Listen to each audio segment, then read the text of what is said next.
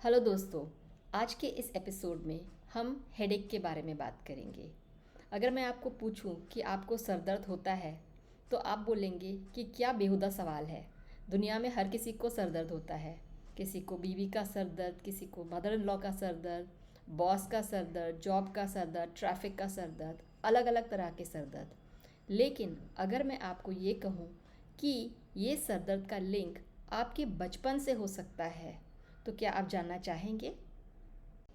एक स्टडी के अनुसार दुनिया के 15% लोगों को सर दर्द होता है और इन सर दर्द में माइग्रेन और टेंशन टाइप हेडेक सबसे ज़्यादा कॉमन है।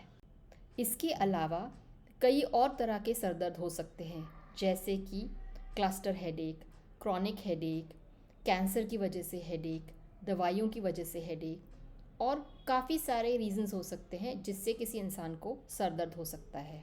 लेकिन इसी सर दर्द को स्टडी करने के लिए साइंटिस्ट ने एक स्टडी की है और हम इस स्टडी के बारे में जानेंगे।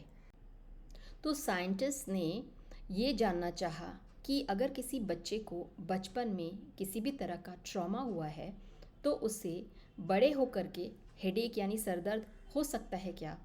ये जानने के लिए उन्होंने एक मेटा एनालिसिस स्टडी की। मेटा एनालिसिस ये होता है जब बहुत सारी स्टडीज़ को कंबाइन किया जाता है और उनके फाइंडिंग्स स्टडी किए जाते हैं और उस पर कुछ एनालिसिस होता है। इस एनालिसिस के ज़रिए कुछ रिजल्ट्स होते हैं जिस पर से साइंटिस्ट कंक्लूजन्स ड्रॉ करते हैं। ये मेटा एनालिसिस 28 स्टडीज़ को कंबाइन करके किया गया था जिसमें 1.5 लाख पेशेंट इंक्लूडेड थे और ये 19 कंट्रीज से आते थे। अब इन्होंने अब्यूज़ को कैसे डिफ़ाइन किया? तो चाइल्डहुड ट्रॉमा के इवेंट्स अलग अलग तरह के हो सकते हैं।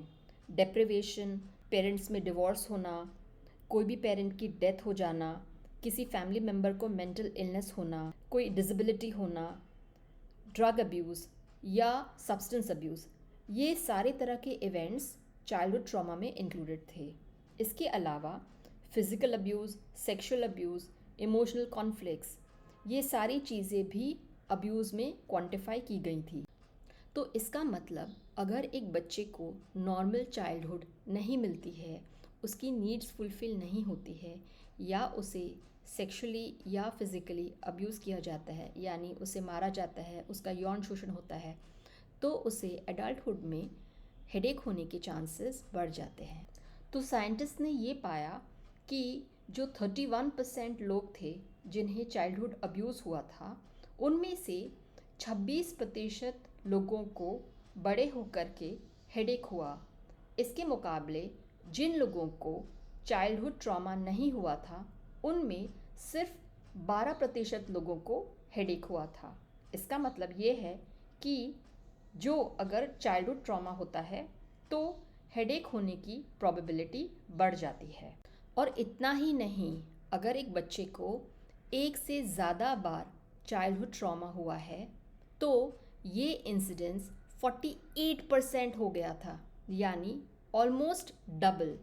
तो फ़र्ज़ कीजिए अगर किसी बच्चे को बचपन में फादर की या मदर की डेथ हो जाती है, उसके बाद उसके दूसरा पेरेंट उसकी पिटाई करते हैं, फिर बाद में वो अगर स्कूल जाता है तो वहाँ उसकी बुलिंग होती है, तो ऐसा बच्चा कॉन्स्टेंटली अब्यूज़ होता है और इसमें बड़े होकर हेडेक होने के चांसेस कहीं ज़्यादा बढ़ जाते हैं। साइंटिस्ट ने अलग अलग ट्रॉमा में हेडेक का इंसिडेंस स्टडी किया। तो जैसे कि अगर किसी बच्चे को सेक्सुअल अब्यूज़ है तो ये इंसिडेंस 60% था। अगर किसी को धमकी दी गई, उसे थ्रेटन किया गया, तो ये 46% था।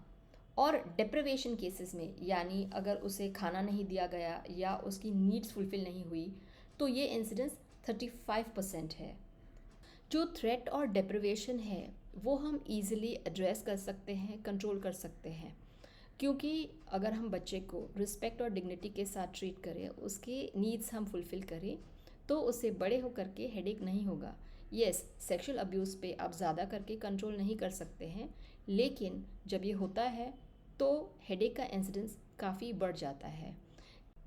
साइंटिस्ट ने माना कि ये स्टडी का लिमिटेशन हो सकता है क्योंकि जो अब्यूज़ होता है, चाइल्डहुड ट्रॉमा होता है, उसका एक्चुअल इंसिडेंस हमें पता नहीं होता है, क्योंकि काफ़ी सारे लोग या बच्चे इस अब्यूज़ को रिपोर्ट नहीं करते, या सोशल स्टिग्मा की वजह से फैमिलीज़ भी ये रिपोर्ट नहीं करते। तो ये चीज़ें काफ़ी अंडर रिपोर्टेड होती हैं।